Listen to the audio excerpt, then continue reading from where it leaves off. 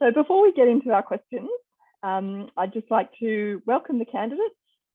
Thank you very much for being here this evening. It's great to have the opportunity to ask you some questions about the issues that we care about. So our candidates, and I'll throw to each of you now and give you 2 minutes to introduce yourselves.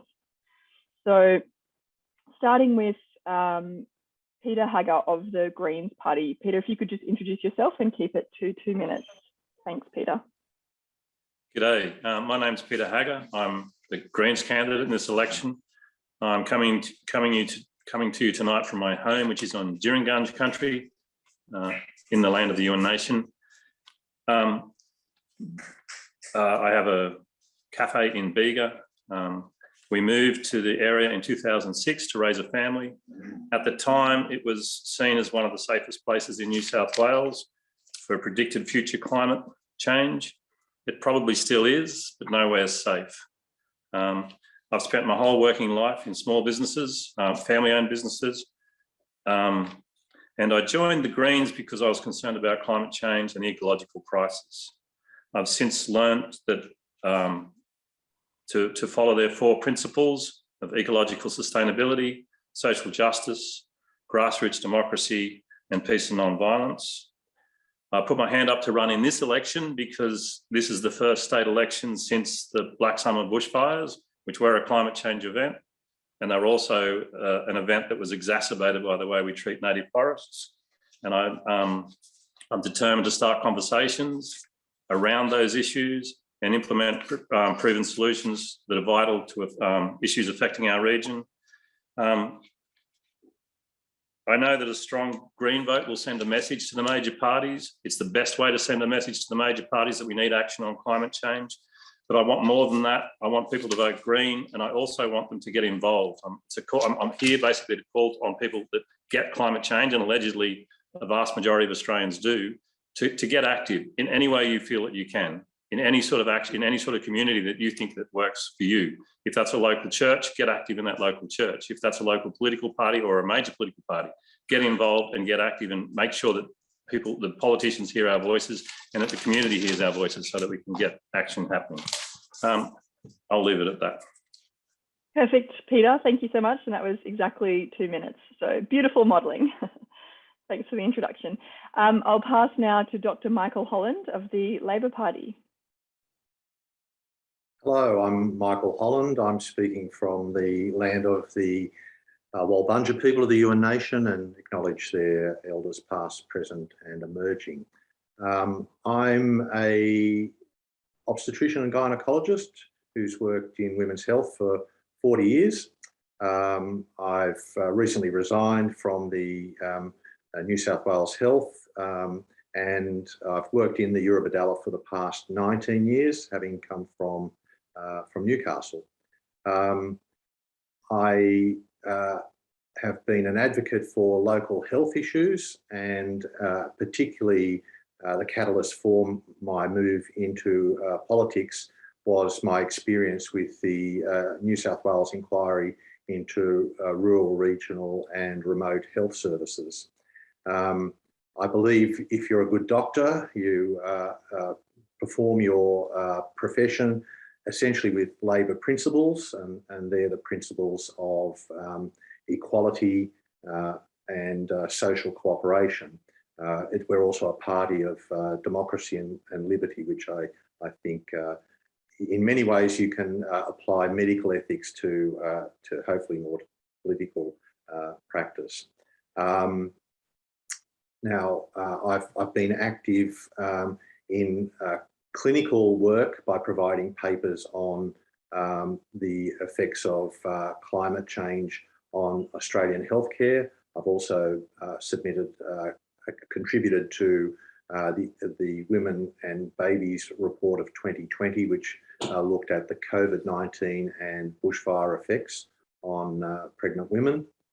I've submitted independently on behalf of the health system to the Commonwealth Royal Commission into Disasters and the New South Wales inquiry into bushfires.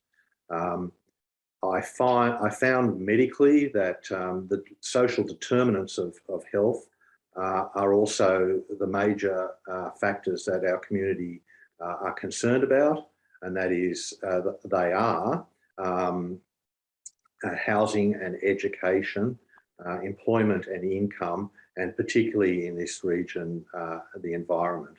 So I'm supportive of the climate and climate change and the topics that we'll be talking about. Thank you.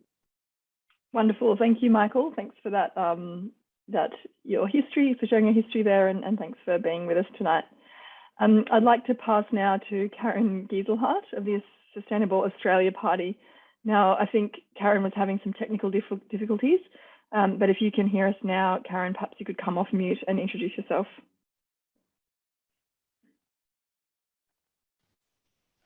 Okay, I'm Dr. Karin GEISELHART, and I am standing for the Sustainable Australia Party because they have what I believe to be the most holistic policies. They stand for a socially, environmentally, and economically sound policy for all Australians, and in particular, science-based and evidence-based policy. And they want to not just preserve the environment, but realize that to do that, we have to stop overdevelopment and stamp out corruption.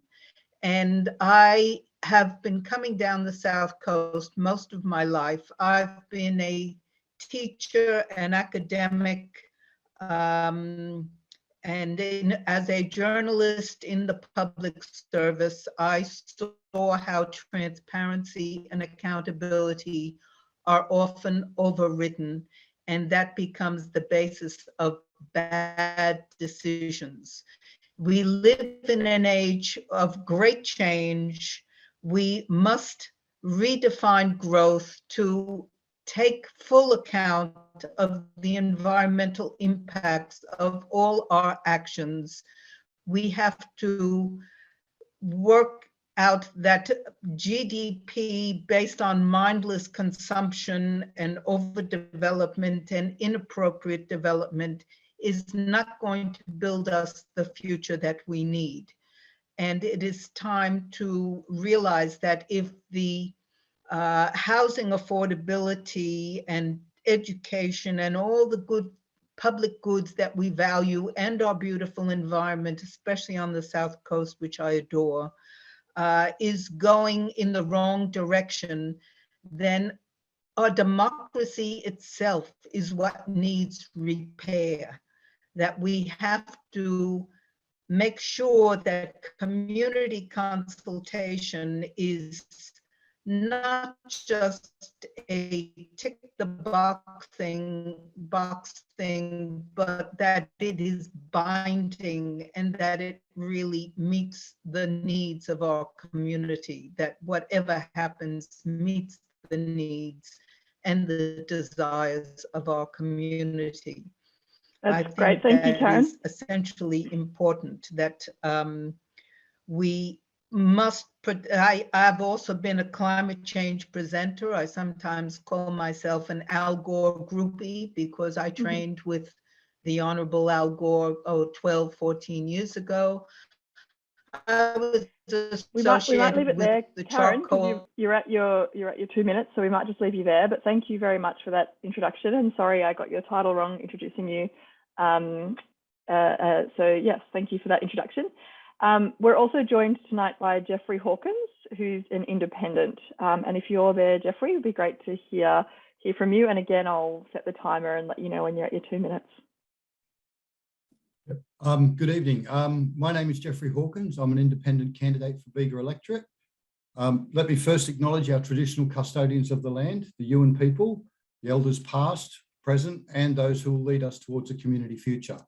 This was, is, and will always be their land. My background is customer service, IT data admin, and project management. By supporting outcomes-based community engagement and implementing fiscal responsible corrective measures to support small to medium enterprises, I believe our community can collaborate to ensure we preserve our beautiful environment. I believe in simplicity with 5 core beliefs from my lifetime: do no harm, cause no loss, in all things be honourable, the rule of law, and the right and the freedom to choose. Being passionate about our local region, you will get the best from me in providing pride and ownership for our community, our constituents. Being brief, my primary objectives are basically job security and healthcare. Job security is full-time work to support regional development using local trades, integrating TAFE skills training to support the upskilling of our youth workforce and removing the need for external hire companies, and supporting sustainable business growth. With the healthcare, if we ensure that our Southern New South Wales health, aged care, home care, NDIS and allied health services become the benchmark of New South Wales under accreditation. And more, we pursue world standards, world's best practice, supports the job security. And being brief, let me take this opportunity to say thank you to our hosts for their kind invitation, and thank you. Lovely. Thanks so much, Jeffrey. Great to hear a bit about you and why you're interested in representing the region. I'd also just like to say, in the interest of transparency, we did invite Victor Hezia from the Shooters, Fishers and Farmers Party, but unfortunately, Victor didn't respond to our invitation this evening. We also invited Fiona KOTVOJS from the Liberal Party, who responded to us, letting us know that she couldn't attend this evening, but she did send through a statement which she asked me to read out, which I will read on behalf of Fiona, who couldn't be here tonight. So Fiona's family farm is in Dignams Creek, surrounded by National Park. Less than half the farm has been cleared and has been maintained as native forest. Since her parents bought the farm in the 60s, they've planted several thousand trees. Fiona tries to reduce waste, and waste on the farm is either reused or recycled. Organic waste is fed to chickens, and so on. Fiona participated in koala surveys undertaken in Dignams Creek to map koala populations in the region. She's a member of the Dignams Creek Community Group and has supported construction of nest boxes following the Black Summer bushfires. She has a first-class honours degree in science, specialising in coastal geomorphology. Fiona's research received the award from the Marine Science Association and is still used today. In the 90s, she worked in analysis of sea level change with the Australian leaders at the time, Flinders University, and has managed the installation of sea level monitoring sites across the Pacific. For 5 years, she has worked across the Pacific and Australia on coastal estuaries and in the design of several programs in international development. And Fiona wanted to thank us for the opportunity to speak tonight and apologises for not being able to participate. And just to acknowledge, we've had quite a few more people joining us just in the last 5 minutes since we got started. If you have just joined us, welcome. Good to have you here. You'll notice all participants are on mute. If you would like to engage in discussion, we very much encourage that. Please do so in the chat. You might like to acknowledge the Indigenous land you're on, or post a question for the candidates or a comment about any environmental issues that you're concerned about in the local region. So I now will go to our first question of the evening, and I'll ask the question and then I will hand it to each of our candidates to respond. So a lot of people on the South Coast know that bushfire seasons are becoming more and more dangerous. The link between climate change and more intense fire seasons is obviously indisputable, yet the New South Wales government continues to approve coal mines and gas-fired power stations that are not compatible with reaching a zero emissions target by 2050. What's your target for emissions reductions? And what concrete actions would you support to achieve this across New South Wales and particularly in the Bega electorate? And I'll go to Peter first. Again, Peter, you have 2 minutes and I'll time. G'day. First of all, as New South Wales Greens targets are 50% reduction by 2025, 80% reduction by 2030, and net zero by 2040. Now, when most people hear that, they think that sounds quite radical. It's actually very conservative. That's our share of keeping below 1.5 degrees C, which after Black Summer, I think most of us would agree is imperative. So the first thing we need to do is to fix the grid. We need a distributed grid system because we've already got a lot of panels on roofs that aren't being fully utilised because the grid system hasn't been set up to deal with it. So distributed power generation and also distributed storage. Now, there's all sorts of ways to store power. The idea that we hear from the Liberals and from the right-wing media that we need to wait for some amazing technology to come along just isn't true. We can do it. Andrew Blake has shown how we can do it with pumped hydro up and down the east coast of Australia. So, I mean, New South Wales is set up for that. There's all sorts of other options in the future, but in order to utilise those new technologies, we've got to fix the grid. So that's the first thing. The other thing is we need to expand the charging network. That's happening slowly, but way, way too slowly. There's a fast charger in Bega and it's been out for 7 days. That's already affecting tourism. We're on a major route down the coast. The EV sales have started to pick up, but there are other options. There's other things that we can do. There's an electric truck network that's been proposed between Sydney and Brisbane, and we do the same between Sydney and Melbourne, where trucks could be running on EV. We need to improve our cycling infrastructure, particularly here on the South Coast when we've got satellite communities. I'm 25 kilometres from town and I'd happily cycle, but I need a better network. So that's basically 2 minutes, we need, just so you know, Peter. Yep. Okay, we just basically need to start acting. That's the problem. Great, thanks for that, Peter. I'll pass it now to Dr. Holland. It can be Michael, that's okay. Michael. Look, New South Wales Labor acknowledges that action on climate change is urgent. We need action and not talk.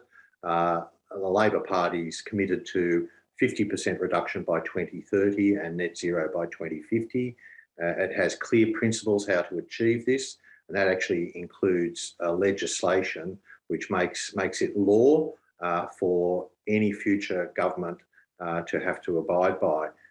It gives certainty to our communities and businesses and industry on that path. We're also intend to establish an independent net zero commission, which will ensure governance of those laws that law is enacted.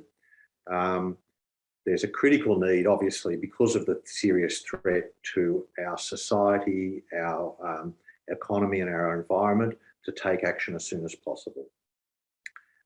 At the same time, we need to maximise job creation and the opportunities for job transitions through innovation and through TAFE courses.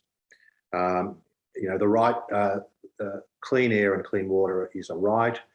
We have a responsibility to future generations for equity and what we leave behind. This would be done with appropriate and adequate consultation. We already live in a wonderful area of the coast where there's community action going on with groups such as SHASA, Clean Energy for Eternity, and Green Recovery in Cobargo.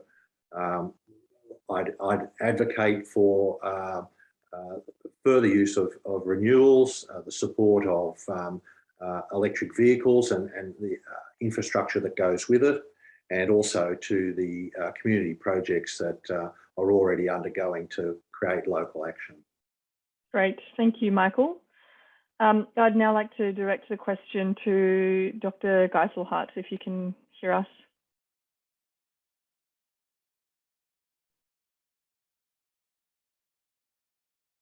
You'll just have to take yourself off mute.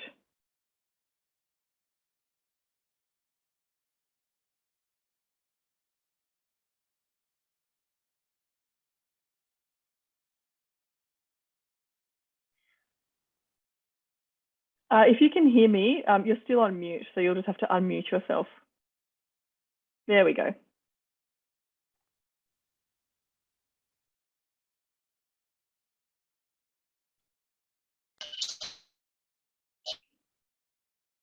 Okay, I think we've still got a bit of a lag there with Karin. So I might just go to Jeffrey. And Okay. no, Karin. I'm unmuted now. Yeah, we've got you now. Sustainable Australia Party supports net zero by 2050 and 50% reduction by 2030. But it also recognizes that the big,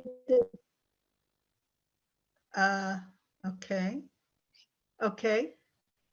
Yeah, it's unfortunately there is a bit of a lag, so we might just go to Jeffrey and I'll come back to you. And in the meantime, if you'd like to post any comments in the chat in response to that question, you're welcome to do that as well. I'm sorry, the internet doesn't seem to be on your side tonight. We'll pass to you, Jeffrey. Hi, I hope you can hear me. I'll try and be brief. Okay. As a concept, emission reduction targets must be realistic. They must be sustainable. Personally, I'd welcome any advice from anyone that's interested to facilitate the community collaboration required to support those best efforts. One example which I'm currently pursuing with some of the local groups is investing in eco-technologies, supporting a transition from gas, in collaboration with sustainable green energy options. One of the projects we're currently looking at is a proof of concept for a zero emission self-sustainable energy source. The only problems we're having is that we're not really able to support more than a 5 kilowatt output with zero emissions at the moment. But it is a project that we are working on to support our micro community projects. That's as briefly as I can make it for you. Okay, great. Thanks, Jeffrey. And I'll just try Dr. GEISELHART again, if you can come off mute and see if you're got any more luck this time. Okay, we might just push on. And as I said before, if you'd like to pop any of the responses in the chat, please do. And again, I would encourage all participants to use the reaction function down the bottom so that our candidates can see in real time your reaction to their position on each of the questions. So the next question for our candidates this evening is in relation to a study by Frontier Economics and the Australian National University, which last year found that stopping native forest logging on the South Coast would produce a net economic benefit of $60 million, while also reducing net greenhouse gas emissions by almost 1 million tonnes per year. Would you support a transition plan towards a 100% plantation-based timber industry to protect our precious native forests? And I'll pop that question in the chat so everyone can see it and follow along. And Jeffrey, maybe if you can respond to that first this time. Hi. I think this is why we have specialists. Look, under the guidance of the Forest Rehab and Management Environmental Service, I think they call them frames, there is an opportunity for industries to collaborate with businesses, farmers and environmental interests to encourage native bush corridors on farmland and stimulating native flora and fauna for a sustainable timber industry target. The only real question that I have is what type of plantation forest or plantation timber are we looking to replace it with? Because my current research with community groups that I know is it appears that pine plantations only have a 5-year viability. I think we need to look at something much more sustainable, much more long-term. Okay, great. Thank you, Jeffrey. I'll pass it over to Michael. Thanks. I haven't been able to read the study. I acknowledge the summary that you provided, but I would support and actively advocate for rebuilding the current plantation forests that have been affected by the bushfires and expanding them. I have to acknowledge also that forestry is important. It supports many jobs in the region, at least 200 jobs directly and many more indirectly. But our forests have suffered 80% of damage and 60% of it severely damaged. So there are short-term, medium-term and long-term plans that we need to look at in terms of plantation forests, jobs and the forestry industry. It needs to be recovered in the first place and then protected.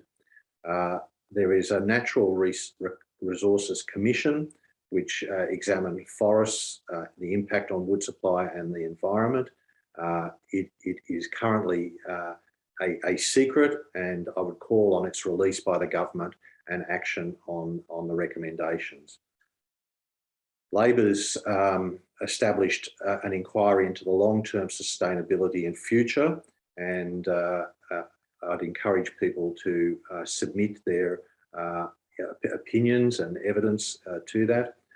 We know that climate change and forestry will have an impact on carbon capture, and we have to combine that with incomes and innovation towards new jobs to look at alternatives such as ecotourism, and to provide the current employees with alternative employment in that transition.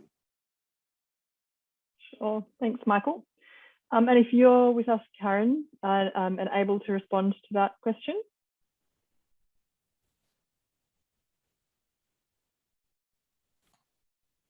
You might have lost Karin. I'll go to Peter. G'day.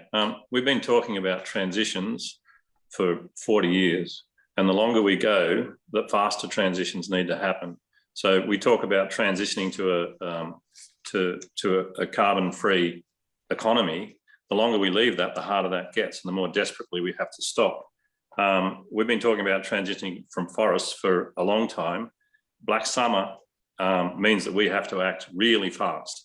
The fires of Black Summer that struck our community all started in native forests. The Badger fire in particular started when lightning struck a fresh logging coop that was logged sometime between May 2019 and December 27, 2019. Now, there were over 100 lightning strikes that afternoon. The one that took off was the one that struck a fresh logging coop, what the industry calls slash, which is just piled up sticks and bark and twigs, and took off. And we know that native forests burn more intensely. We've got science that backs that up, and we know that they burn more often and more regularly. We know that there's a 70% chance of crown fire in forest that was logged 15 years ago, where there's only a 10% chance of crown fire in old forest. Yes, we need to transition, but we need to stop native forest logging now.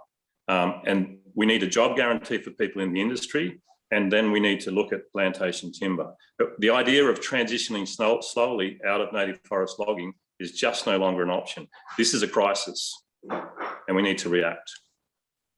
Thanks, Peter. I'm seeing some clapping hands and some love heart reactions. So it seems like a popular reaction with the crowd. Karin, I think, is back with us. Karin, if you're able to, you can come back on. And the question that I just asked, in case you missed it, was, would you support a transition plan toward 100% plantation-based timber industry to protect precious native forests?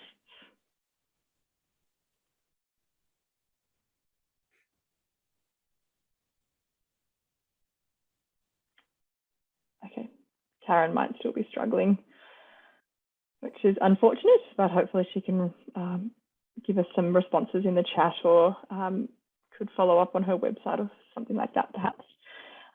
So the next question I have for each of our candidates tonight is, the New South Wales government has recently released its draft New South Wales Mainland Marine Park Network Management Plan for 2021 to 2031. The final version of the plan will have significant repercussions for marine conservation in the state's coastal waters, including the Batemans Bay Marine Park, which is part of the Bega electorate.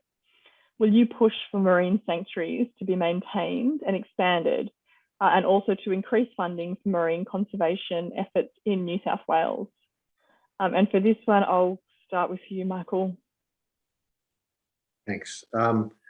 Yeah, absolutely support the marine parks that we have. Labor established those marine parks, and it's a proud legacy of Labor. I mean, their role in marine conservation is essential, and it also provides job generation to our local communities. The problem is they've been starved of funds, they've had stripped of staff, and they've been used by political football by the current government. We need to get local input, local consultation and collaboration into the development of this. It will involve local residents, First Nations people, recreation and professional fishermen, the tourism industry, and most importantly, the science. I support the need for no-take zones and the whole marine park design needs to be based on science and not opinion. It needs greater funding, it needs more promotion, it needs more education, and it needs to be supported by more local staff. I'd particularly look at the issue of sea urchin barrens in our coastal region, which is a great example of where collaboration between the fishing industry and science and diving could give us information on where to go and solve the problem. I'd advocate for a marine science education centre, which would emphasise the need for science over opinion. We have the federal government committing $1 billion to the Great Barrier Reef. We need to look at advocating or lobbying the federal government to look at the Great Southern Reef. And there needs to be a discussion about the impact of the southern trawl. Thank you. Great, thank you, Michael. I'll go to Jeffrey on marine parks. This for me is an interesting one. I'm not sure about everyone else, but I personally haven't had the chance to finish the 136 pages of the draft proposal. And all I can do is keep reiterating what I've said previously. This is certainly something that's going to require the brains of, of everyone who knows what they're talking about to actually get together, sit down and work out the best way we can do it. I suppose part of this job is once the experts tell us what we need, then whoever steps up to Parliament is going to have the job of fighting them to get them the money. And I don't think that's too hard a task. As long as we've got the evidence, as long as we've got the experts to tell us what they actually need. But again, it's going to require a collaboration between industries such as tourism, fishing, environmental interests. Everyone needs to come together to work on these issues. And that's basically what I'm chasing. But the short version is until I finish 136 pages of a draft, I'd be kind of curious to see what the final version of that proposal is going to look like. Thanks, Jeffrey. And just a reminder as we're going along, if you do have questions for the candidates, to pop them in the chat, because after this question, I'll go to audience questions. But first, Peter, did you want to respond to the question about marine parks? Yeah, sure. Yes, we need to extend marine parks. We need to extend them from all the way to the border, not just to Walliga Lake. They are now. We need sanctuary zones. And we need to not just follow the science, but follow the knowledge. This is where, when we talk about being on Yuin country, the rubber hits the road. The Yuin people still, this is still a major source of food for them. And I was talking to Rodney Kelly, a Walliga Lake Yuin man, the other day, and he said, the fish stocks are just falling. There's not enough stocks there, and they want to be involved in part of the solution. So I welcome Michael Holland's idea of a local a local information centre, but it needs consultation with people on the ground. 80% of custodial sentences for fishing offences in our seat of Bega since 2009 were Indigenous people. So while fisheries is underfunded, it's also targeting. It seems to be targeting Indigenous people. They want to be involved in the solution, and part of this, I've spoken to Rec Fishers this week that say that we need to get trawlers out of the waters entirely. That the time for trawler fishing is finished. We need an emphasis. We need the environment needs to come first. Local people need to come second, particularly Yuin people. Tourism comes after that, and then if there's room left for commercial fishery, that's when you look at commercial fishery. So the way to do that, first of all, is to get fisheries out of Department of Agriculture and get them into the Department of Environment where they belong. The same thing that's happening with forests is happening with the marine park. It's being treated as an agricultural resource, and we can't do that anymore. And the idea of transitioning from that is way past. It's now time to stop doing that. We need to rethink our relationship to our oceans and our forests. Thanks, Peter. And are you there with us, Karin? Yes, I am. Can you? Great. Can you hear me? I can hear you. Yes, wonderful. Yes, this is. I'd like better telecommunications on the South Coast too, at least in my house. Yes, the marine parks are very important. Overfishing is a big issue globally, but also in Australia, we are fishing out more than we can be growing.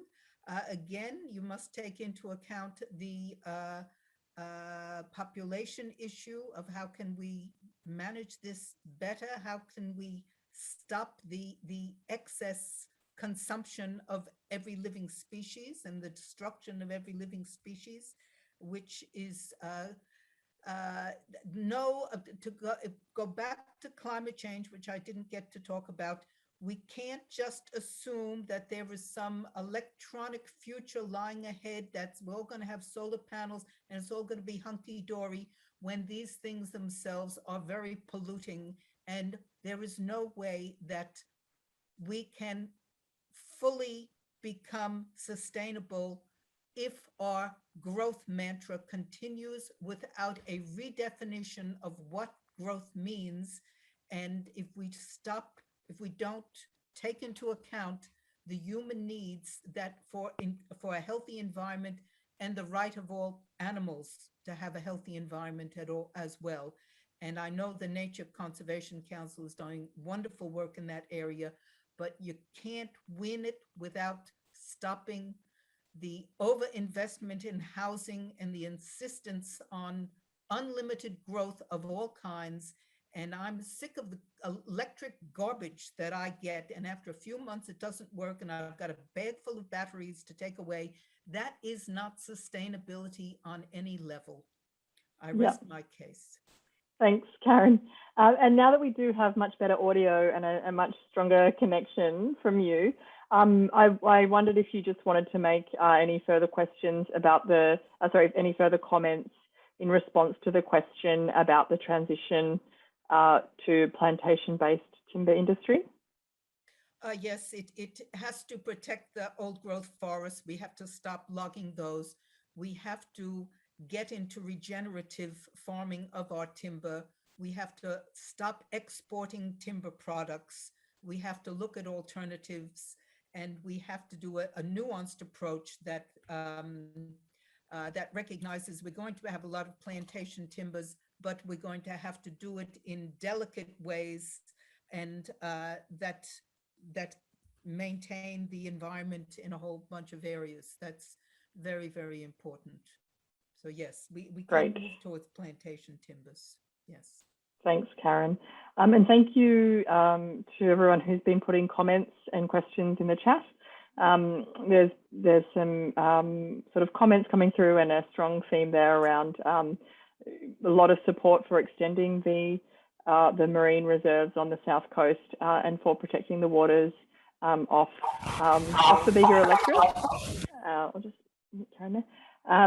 So thank you for that. Seems like an issue that's really close to home for a lot of people on the call, and some good comments and reactions to the emissions reduction question as well. And there's some folks on the call tonight from Bushfire Survivors for Climate Action who I want to thank for joining us and for raising the profile of the impacts that climate change is having on making the bushfire season longer and hotter.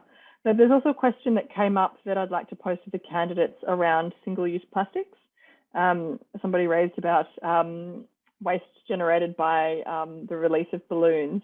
But I think more broadly, it'd be great to hear from each of the candidates on that subject of single-use plastics and waste. And yeah, if you could just say a bit about your position on reducing single-use plastics and recycling. And I'll go to you first this time, Karin.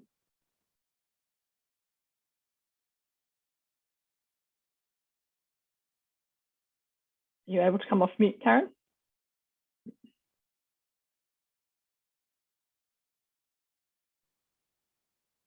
Okay. We'll go to Jeffrey and then I'll come back. I'm back on. Oh, you're there, sorry. Yes.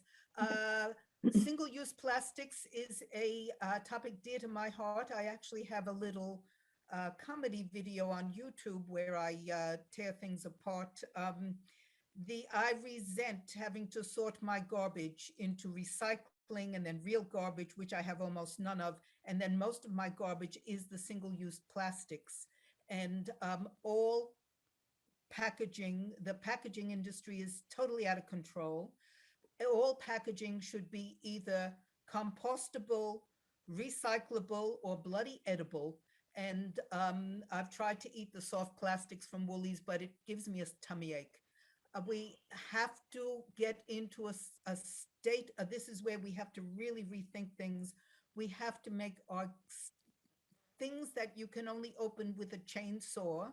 I mean, why? The packaging industry is out of control and really has to be stopped in its tracks. And this is all part of the, we need to be able to have gadgets that are reusable and repairable, and that is our right. And if we don't get on top of that, we're just going to have endless filling our lives with garbage forever. And it's a horrific thing. And it needs a real leadership at all levels of government. Thanks, Karin. Michael, I'll come to you next. Yeah, it's good that we got around to pollution as such, which was probably a topic that's being neglected a bit. The balloon release issue is essentially littering. The Labor Party supported a bill to stop the release of balloons in Parliament, but unfortunately was defeated by the Liberals and the Nationals. The issues of we support the elimination of single-use plastics. That has to be driven by the community to industry. So I will help to advocate on issues to try and reduce that. Thanks, Michael. Peter. As I said in the introduction, I've got a cafe in Bega, a busy cafe in Bega. We do takeaway. We use no single-use plastics. We've been using compostable packaging for some time. One of the things that makes that more viable is that Bega started up a FOGO program, and compostable packaging is a lot easier to compost in FOGO than it is in your home compost. So that makes that a lot more viable. So we can transition, again, the transition plans from most of the major political parties are too long and too slow. We need to do this now. Plastic pollution is critical. Microplastic pollution is having more and more effects that we're finding about all the time. We need to act now, and we have the capability, and we're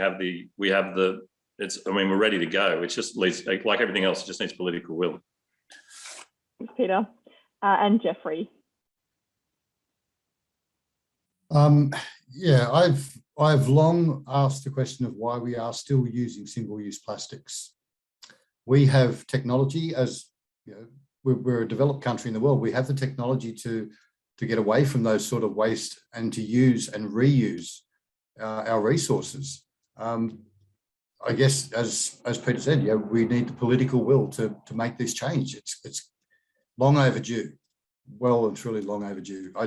I still can't believe that we're still using, single-use plastics. It's just doesn't make sense. Right, but sorry, anyway, I'll leave it with you. Thanks, Jeffrey. Well, that's all we have time for this evening.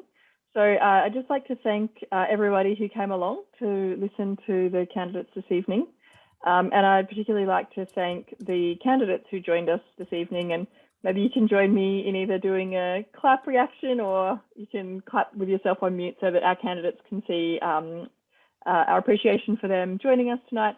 I'd also just like to thank the folks who've organised this event this evening from SERCA and Coastwatchers, who do a wonderful job advocating for the natural environment on the South Coast. So thank you all. Thanks for the evening, and good luck come February 12.